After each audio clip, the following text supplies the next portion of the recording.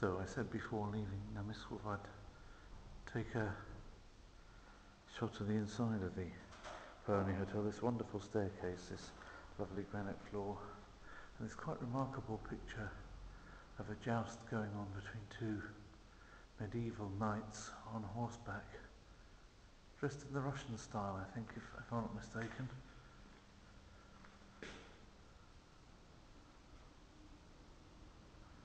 Apparently a local artist. These stained glass windows.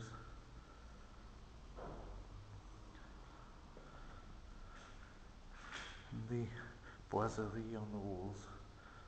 Hotel Manchester Hotels there next to the reception sign. My room was the first on the left there. It's extremely nice, good value for money, and a feeling that you're in a place which is has a certain ancient charm. I mean, they've got the prams out, which is sort of, there's a pram shop down there, so they've got prams out there.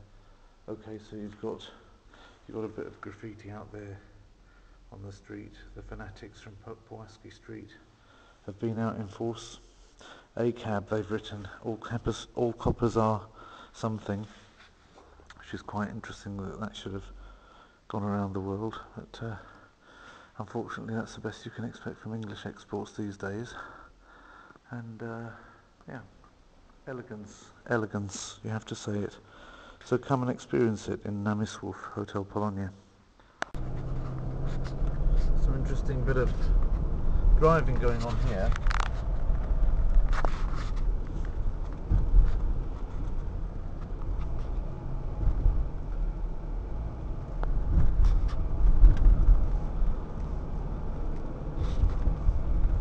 Managed to get full in the face of a police car, apart from the beautiful church architecture on either side of the road.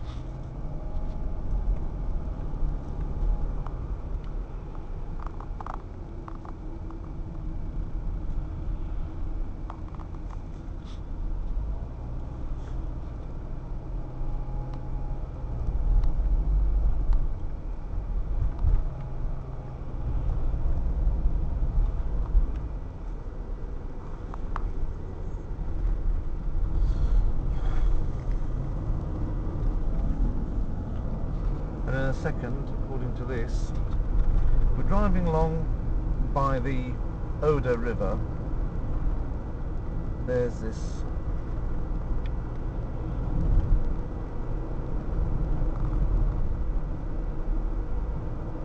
is called Dobrzeń Mały.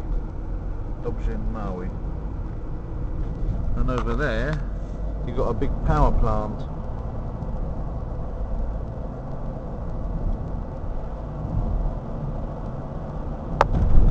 With all steam and smoke belching out of it, because that's what steam and smoke does, it's always belches. You can usually smell it's yesterday's food being semi-digested in there.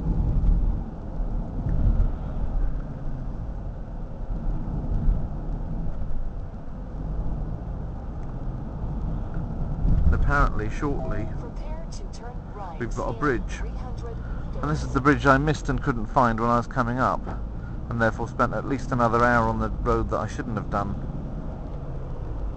Take next right. Next right is this.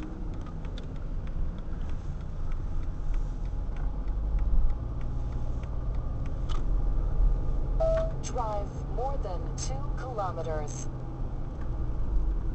It's seriously telling me to go down here, but it doesn't say so. It doesn't mark anything, it's telling me to go down here again.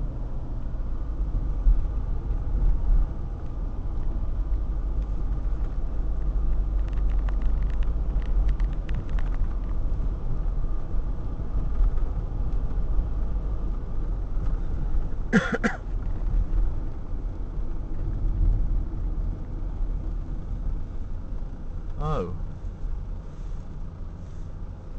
that's the other side of the place I was before. In the night, when I filmed this in the night. I was on that side, now I'm on this side. At least you can see the river this time. So obviously that's not the way to do it after all. Never mind, say I.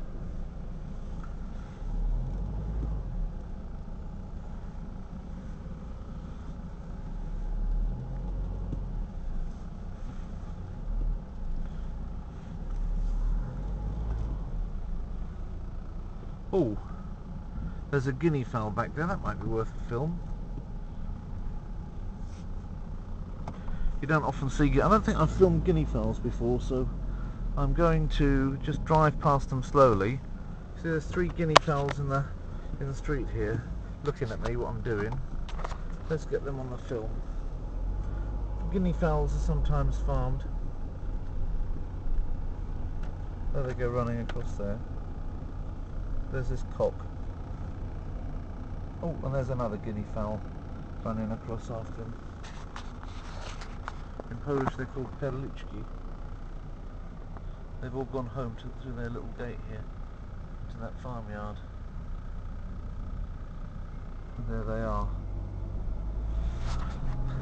So they're obliviously unaware, or blissfully oblivious and unaware. There you are, the Oder River. A sneak preview of the Oder River. So this is not going anywhere. That's a dead end. But anyway, you get a nice view. You've got this kind of concrete wall as a defence against floods, and this is a little bit higher than that. But obviously, this area did get flooded. The area by the Oder River. In, I think it was either 97 or 98. I can't remember which exact year. It was probably 98 when the Oder River flooded all over this floodplain, and also then as far as Wrocław. So that means I do not know, he wants to come down here, I do not know how I'm going to get myself onto that side of the river, because what it's telling me I should have done, I can't do. Turn right in 450 meters. Prepared to turn right in 450 meters. I think I just had that, didn't I? It didn't work. There's some nice sheep over on the farm there.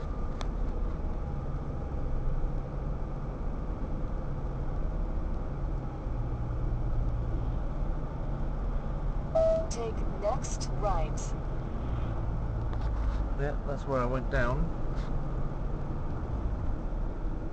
As it says 0 here, which would mean driving into somebody's. More than 6 kilometers.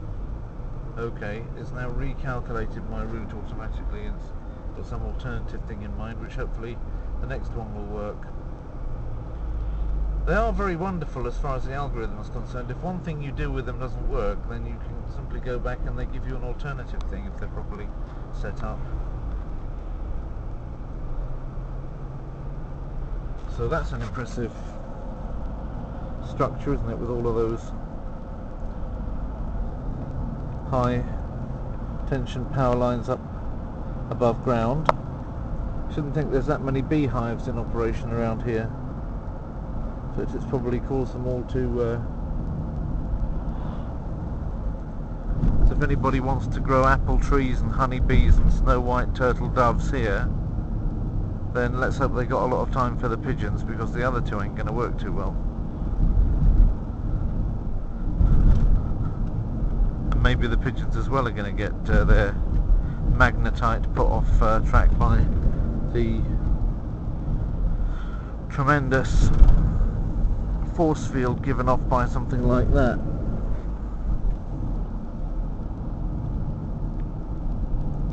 People that live around here probably walk around with permanent headaches. Now this is interesting. Here's something which I'm not sure was on the map, but Opole is still signposted forward.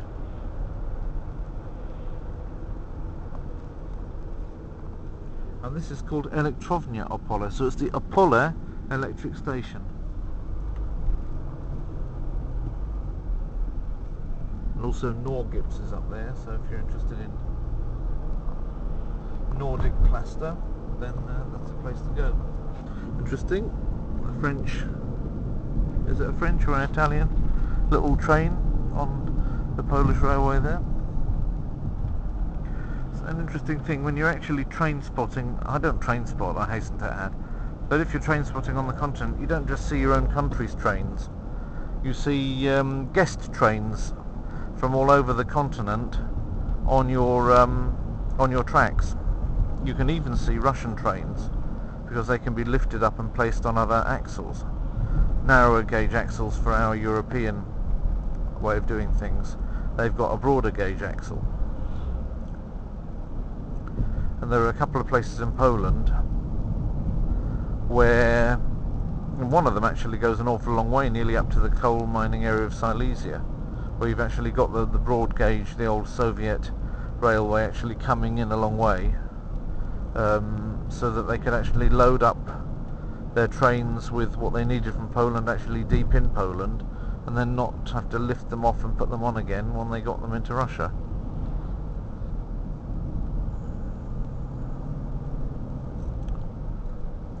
And that's still because of, obviously, Russia's not the Soviet Union now, but it hasn't gone away. The culture built there over 70 years is obviously in many ways an abiding one, because some of the things that were done were obviously, while some of the things were absolutely atrocious, other things were very good. So they're not going to disappear overnight, that's for sure, and just as well that they're not. And so that Polish railway remains quite an interesting strategic thing, owned by a particular company within the national railways, and looking all the time for co-investors to do some interesting thing there, to do a bit more with it. There's your omnipresent Polish statue, and some more very interesting architecture, church architecture on that side of the road. I'd like to at least keep this going, although we're not going to cross the river, are we? Because effectively, or at least not here, we have to cross it at some stage, but perhaps see the place, all the calculations done by this thing here didn't really work very well because of the fact that the road which is on the map, it's on this map, but it's also, to be fair to it, it's on that map as well, the paper one. The paper one also advises doing exactly what this says, and when you get there, there's no road. So all the maps are wrong. The electronic map and the paper map, they're all wrong. But at least this one recalculates. People are always full of criticising GPS systems. I mean, you can say, okay, you just want to go against the grain, but it's not true. I find if I, oh, that's a lovely wooden church. If I find there's something worth criticising, believe you me, I criticise it, whether everybody else is criticising it or not. There's a nice old house in the Germanic style with shutters and everything. I almost expect to see a walnut tree just in front of it like they used to make in that kind of house, but I can't see one. Maybe the owner didn't like walnuts. But Juglans Regia. That's the funny thing, that that hotel back there was called Regia, which is the second name of the walnut. It's or the first name. It's difficult to say, isn't it? It's the other way around, isn't it? With animals and plants, they do it the Hungarian way, where their surname comes first, and the individual name comes second. So Homo is like the family, yeah, which has got various brothers in it, Erectus, Neanderthalensis, and what have you. And Sapiens is our like first name, as it were. And when we say Homo sapiens, we're being like kind of Hungarians, introducing ourselves with the family name first. You know, Rákóczi István. Yeah, that's what they'll say, that they're, you know, if they want to say their name is Stefan Rákóczi, then they'll say Rákóczi first and then the István afterwards. This guy looks like the guy who sang Whispering Grass. Why do you whisper, green grass? Why tell the trees what ain't so? Whispering grass, the trees don't have to know. No, no, no, no. Come on, come on. I thought he was gesturing to me to go on there for a minute, but he was gesturing to the guy behind. Don Estelle, that was his name, the guy that sang that. Why tell them all your secrets, who kissed here long ago? Whispering grass, don't tell the trees, 'cause the trees don't need to know. I probably screwed up the last line, but never mind. I haven't heard it for a while. I've got it in karaoke somewhere, so these days I almost daren't put any music on, because it just means my film's going to be dustbinned by the great Masonic powers. So, oh, nice little sign there for Gościniec Marysienka. What was I talking about? I was talking about the... Yes, I always want to continue straight. I'm not interested in experimenting. You're absolutely right there, GPS lady. Where do I want to go now? I want to go to Krapkowice. It's true, I want to go to Krapkowice. But does that mean that I ought to avoid the town? Difficult to say. It's telling me go through the town anyway. I'll go through the town. And because this is the bypass. This is the going left right here. The bypass of Opole that was put in. Oh, I can't remember, but I think it was about 10 years ago getting on for. But I still remember having to drive through Opole once. It was very clogged up, but maybe it won't be. Oh, rad poles here as well. Rad poles in Warsaw and all over the place. Very good furniture store, incidentally. Yeah, I was talking about surnames and first names. So if you're like, for example, a chimpanzee, you say I'm troglodytes. That's a little bit like being like Major in Catch-22. He had the same first name as surname. So you stick to, if you've got a new species comes along, gets born, yeah, obviously they don't really, but the evolutionists think they do. If a new species gets born, it sticks in its genus, in the genus that it comes from usually, yeah. But it simply gets a new first name, which is of course the second name, because it does it the other way around, yeah. But if it goes and gets married to a different species in a different genus, then it changes its name if it's a lady, and if it's a man it expects the other one to change its name to a different genus. Or sometimes, if they move from place to place, then they have to make a new genus name, because the people where they live can't pronounce the old one, so they have to spell it differently, and then the old one gets put in brackets, or rather the person that developed it gets put in brackets after the names, yeah. Like usually Cuvier and Valenciennes always end up having the names that they produce always ended up getting superseded, and so they usually get, although they're credited with discovery of species, they didn't get the names right. So whenever you see people like Cuvier or Valenciennes mentioned after a species as their discoverer or first describer to science, often it's in brackets, because it's in brackets where they didn't get the name right. Not a lot of people know that. I'm just out. Oh dear, I'll have to take this call. I was getting onto an interesting thought about capital letters and small letters in names, but I'll have to save that for later. So, we're getting close to the centre of Opole, where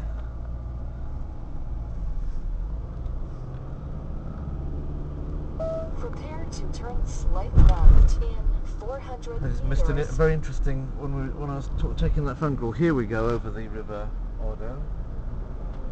So, like I said, we had to cross it somewhere, and if these locals are going to let me in their lane, then I'll be able to.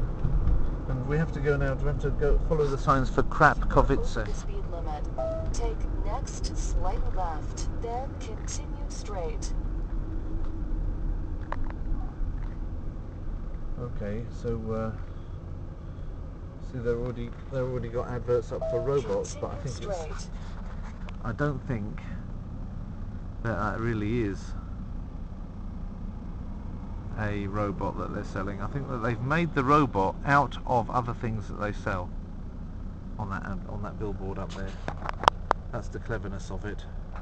That robot that's on the billboard is made up from, like a sculpture made from the things they do and sell. But I don't think they're actually selling robots yet. Now in 10 years time,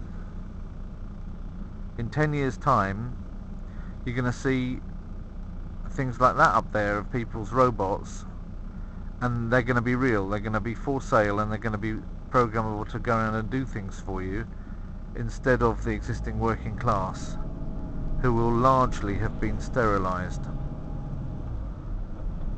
So if you're working class, this is your future. In 850 meters. And once again, I'm having difficulty because a local doesn't want to let me in their lane.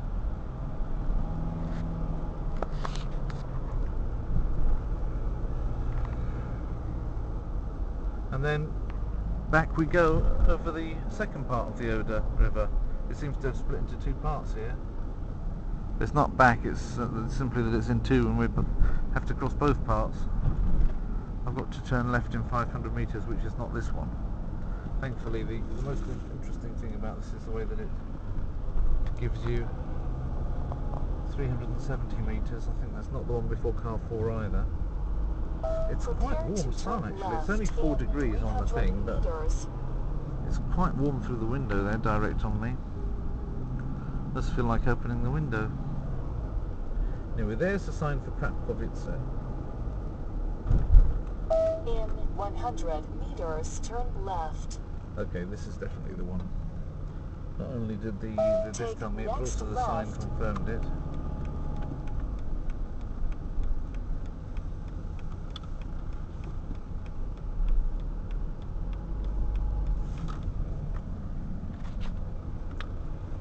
Prepare to turn right in 950 meters.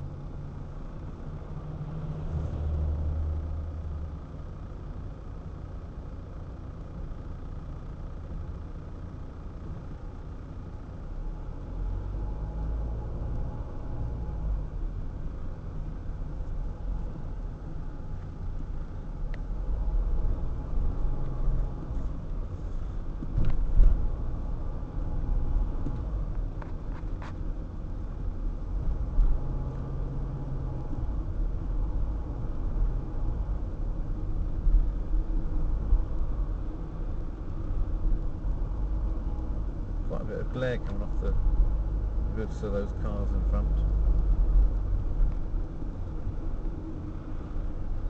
Yeah, what I was going to say before I got the telephone call from my colleague was basically this, that whereas I've been comparing this morning the names of animals to the names of people. And stated that the genus name is like the surname, and the species name is like the Christian name. Prepare to turn right in So 100 meters. So you're in a sort of family. Well, the genus is your family name, okay? Even though genus is smaller than family in taxonomy, so it doesn't exactly hold good. But please note one important difference, and this is what really irritates me. So people sometimes, in order to look clever, put the Latin names of an animal or a plant up, or even use those Latin names. Krapkowice's left, isn't it? Okay. So we're going to Krapkowice. And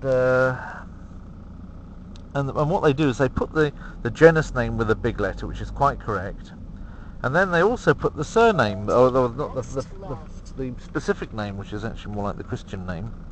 They put that with a big letter too, but that is simply wrong, and it's disrespect to animal culture not to know that you're supposed to use the small letter for the species name and the big letter only for the genus name. So you get people writing down Homo sapiens, yeah, with a big H and a big S. Well, the one at the beginning of sapiens big, then small after that. Now, if they're all big letters, then there's nothing you can do about it. Obviously, it's all caps. That's when people want to shout at each other online. But if it's just a normal writing of Homo sapiens or any other Linnaean binomial name, the Homo has a big H, but the sapiens has a small s.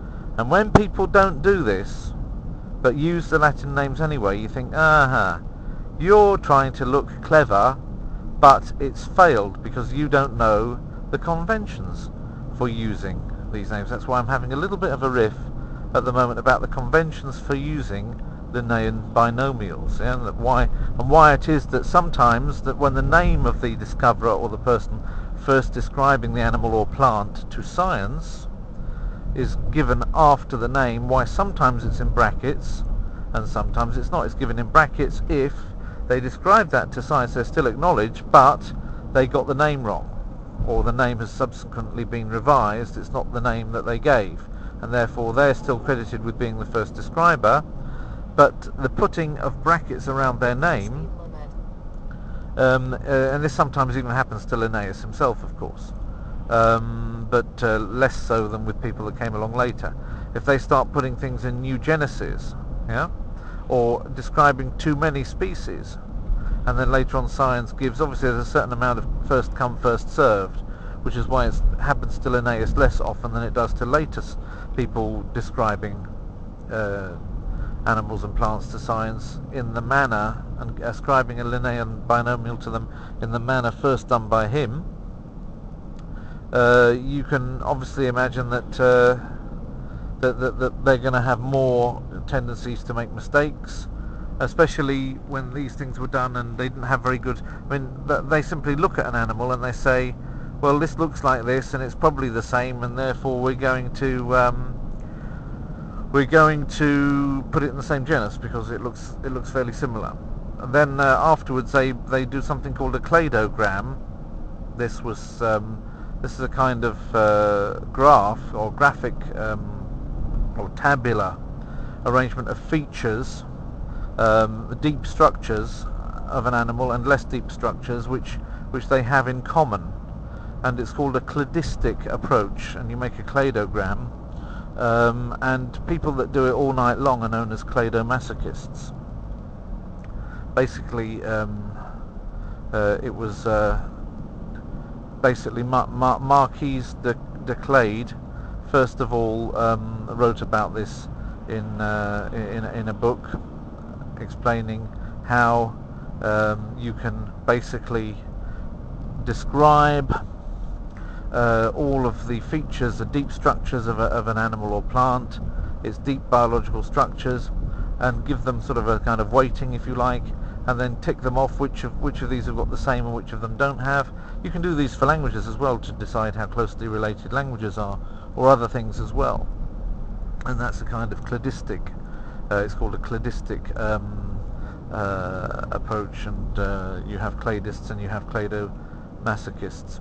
But basically, even cladists who were okay for a certain period of time, in the history of biology, which gets very kinky in parts, then afterwards you've got the people coming along and say, okay, well, let's take a different approach. Let's have a look and see at the DNA. Let's actually look at the DNA and look at the genes and see, what amount of genes, structures, deep structures are really in common. And then that gets a little bit more sophisticated and precise, but again it's still not very precise, for the simple reason that whereas a cabbage doesn't look at all like a king, okay, even just the same as shoes don't look like ships and sealing wax, cabbages and kings do not look like each other. Cabbages do not look like human beings, okay, at all. So that if you were to say, well, what have they got in common? You say, well, yeah, they grow, they use oxygen and produce carbon dioxide. In the case of cabbages, they go the reverse way more than they do it that way, but they still do it that way. They metabolize, they grow, they reproduce, but the way they do these things is so completely different. Then you say that there's not that much that you can compare a cabbage to a human being. So, but then when you grab the DNA, there is an awful lot which is exactly and precisely the same. And so and these relate to the things which are very, very, very deep down on a tiny level within cells. So you know, and when you get something like a chimpanzee in a human being, you know, the DNA similarity is quite staggering. They put it at something like 99%, even though you wouldn't, you know, you wouldn't be able to walk into a hotel room like Mr. Pickwick and find yourself in bed with a chimpanzee and not know about it, and then when you wake up in the morning say, I swear I knew not whether I was in bed with a man or a woman, as Mr. Pickwick does. I mean, you'd pretty much know that you were in bed with something that wasn't human at all. And the fact that it's 99% the same as you would not really be a valid defence in a court of law. So you know, it's but nevertheless, it still is more exact to look at the genetic differences. You can get the gene under the microscope and you can look and say, yes, this is the same, this isn't the same, and therefore you can say what's more related and what isn't more related. Still, it doesn't tell you where the species cutoff is, and it still doesn't tell you where the genus cutoff is exactly. It still doesn't do that. So I mean, you'd have to have some kind of agreed percentage of variation in the number of genes, and perhaps weight it in some way as well between deep and non-deep structures governed by the genes. Golly, am I getting boring? In order to work out whether two things were a different species or not, or different genera or not, under a kind of gene space analysis. So that puts you into a situation where you need both gene space and phen space analysis in order really to make a decision as to whether you're dealing with a you know, a case of speciation or a case of a different genus. And but whatever you want to say, just winding it all up, whatever you want to say about that and about the Linnaean system and people's ignorance of it, I still just would want to conclude with one thing. Yeah, when I see people write something like, you know, Homo sapiens, or you know, I'm almost afraid, although I learned so many Latin names, they get changed so often, I'm almost afraid to quote one in the case I show my age. Well, let's think. Turdus marula. That sounds a little bit rude. Probably that's not, you know, probably the genus Turdus has been changed into something else by now, simply for sounding rude. Perhaps marula isn't marula anymore either. But Turdus marula, when I was a boy, Turdus marula was a blackbird. Okay, so if you write Turdus marula with Turdus with a big T, you're right. If you then go and write marula with a big M, that'd be a nice name for a girl, wouldn't it? Marula, certainly better than Turdus for a boy or a girl. But if you were to write marula with a big M, you're going to look illiterate, okay? You're going to look bad. You may think you look clever for having known that the blackbird was Turdus marula, which it probably isn't today, but it's going to be all spoiled by the fact you didn't know that T was big and M was small. Yeah. And so here we are in the beautiful Lower Silesian countryside discussing the finer points of taxonomy. Okay, continuing down the road leading south from Opole, I'm now coming into Krapkowice. Everyone can just see Krapkowice, that's a sign for Krapkowice. It's over there, it's all this rainbow coloured shanty towns there. You can really see how it got its name. Just a little bit tempted to actually explore in there a little bit, although I'm actually going on further. This isn't my roundabout. Take second exit. This isn't my destination. It's telling me to take the second exit and go down further. That's interesting, isn't it?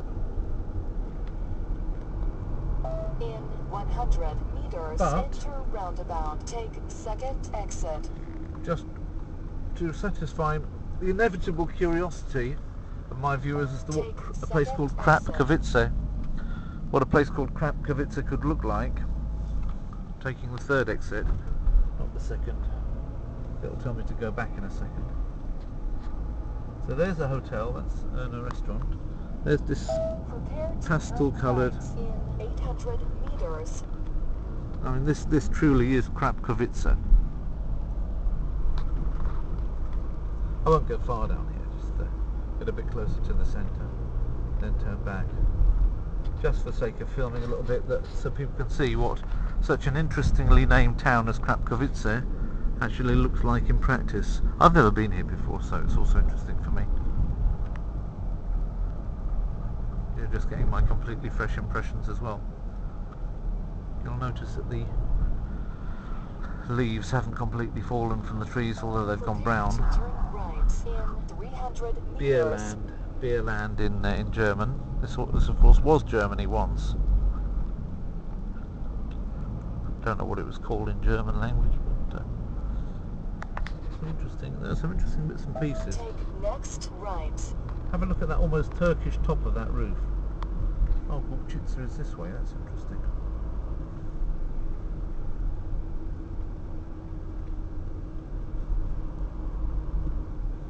Take second sharp right in 30 meters, then next right. It's an interesting top to the castle.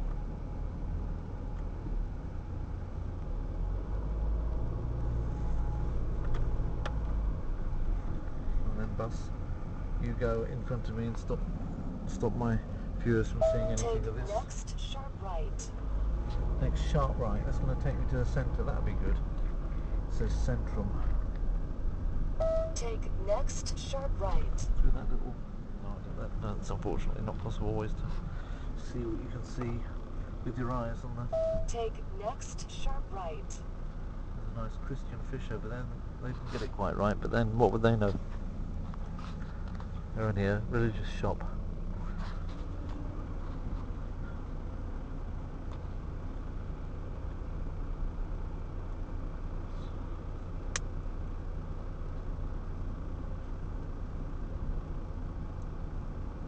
The transport here in Krapkowice all has OK written on it. That's the Krapkowice symbol. So Krapkowice is OK.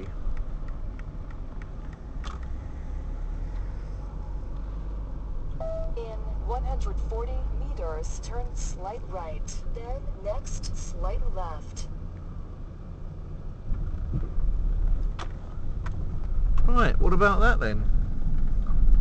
An old-fashioned marketplace. Take next slight right, then next slight left. Tempus Fugit is written over that, and then there's like half of two different symbols on the shield there, like a wheel and a phoenix. And there's the cathedral or the church. Take next There's a left, restaurant here, the then Royal. next The left. same interesting shield there with a half of a phoenix or a dragon and half of a cartwheel. Take next left, then next left. State Music School, and a very decorative and interesting 1908 built corner piece there. There's, make sure I don't squash any of the locals. Take next left, then next slight right. Got my GPS going its ends. Oh, that's interesting actually. So they say, oh look, and there's an interesting thing showing all the distances to all the partner towns in the middle. And one of them is Rohatin in the Ukraine. Isn't that interesting? Well, a place where I've just been. One of them was Rohatin. Take next I think I'll go down there. It says to go there, but I'll go there. So it's actually Krapkowice is twinned with Rohatin, which you'll have seen hopefully by now on my Ukrainian series.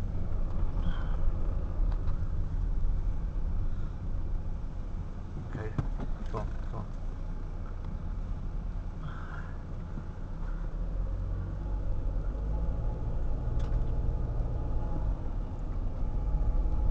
So there's a few things to see here, architecturally wise. I've been in worse places, that's for sure.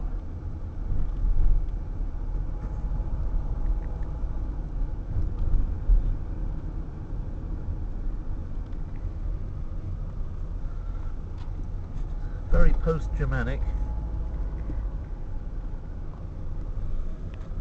Look at the gable on that, that's impressive, isn't it?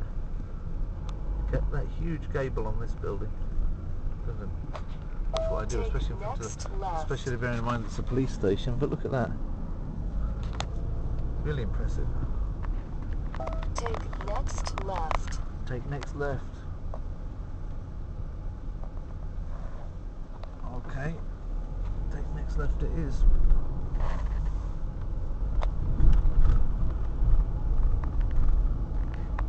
Prepare to turn left in 450 meters.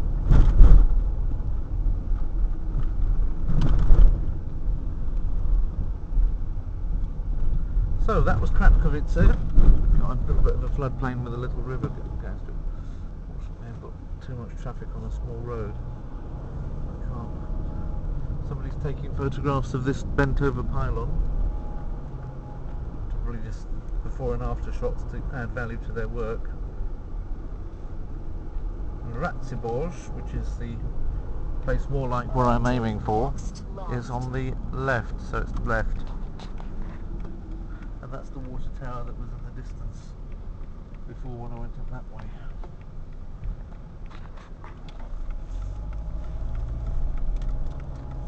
So there we are, and there's an old lady trying to cross the road.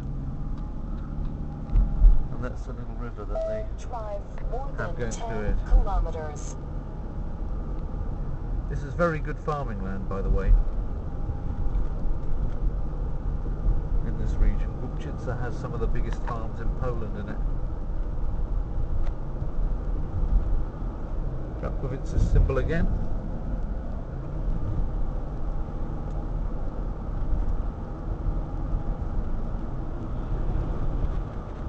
I keep running into the police with my camera on. I can only hope they're not very observant, otherwise they're going to spin around and then come after me, and then I've got to have my excuse ready. There's more police out in force ahead there. I say that was just dictating something that I was treating as a dictaphone.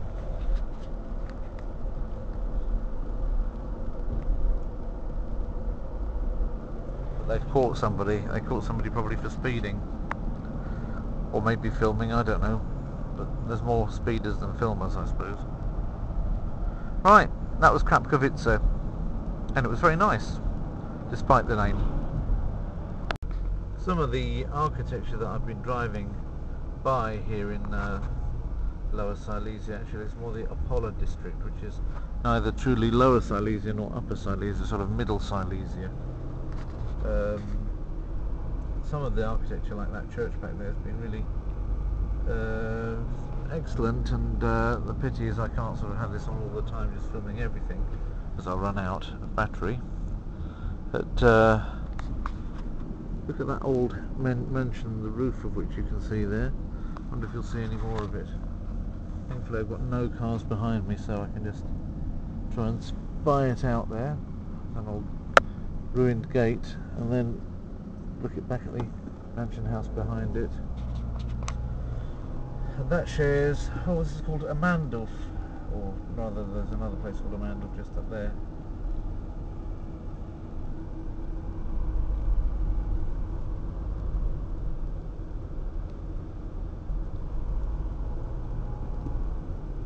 This kind of pigeon, I'm white, always blocking the road. Some places in ruins and not worth demolishing to the end because nobody wants to put anything on their place, but other things are completely new, like that house looked new but actually had 1909 on it, so it's obviously a refurbishment. Others like these are obviously a lot newer, but they're not they don't look as new as that 1909. Some nice ones up here on the ridge of the hill looking proud, but not finished. Not finished off, that house, obviously lived in, but not finished off in order to justify not paying yet the full rate of ground rent tax. So they don't finish the house to the end, and then they have an ability to pay a lower rate of tax until they do. Obviously you can't go on forever doing that, but a few years, every little helps.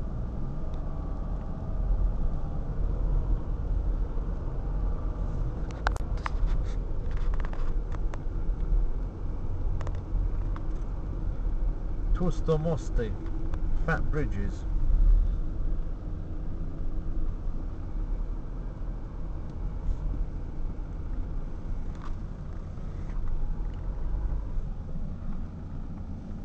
There's the local statue.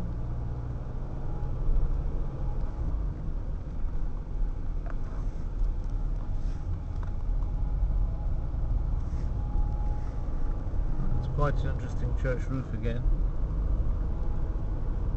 in the Central European style.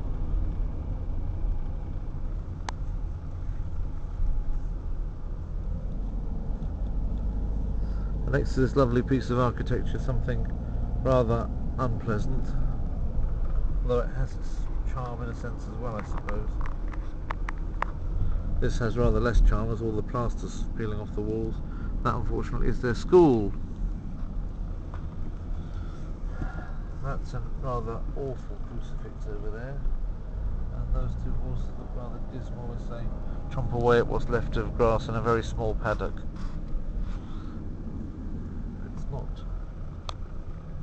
That's not the most optimistic place I've ever been in, but even that, it had one or two charming points. The church was certainly a lovely building. There were one or two other nice things.